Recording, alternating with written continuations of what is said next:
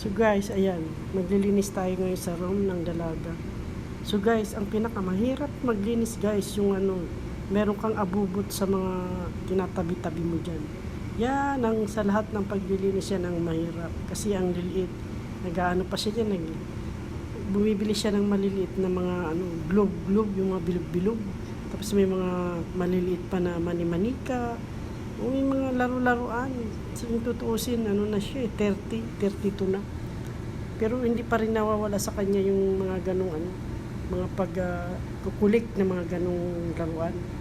Minsan niya, gusto ko na siya sabihin na enough na yung pagbibili mo. Kasi ako din naman na nahihirapan maglinis. Buti kung yan lang yung lilinisin ko sa side na yan. Meron pa sa harap yan.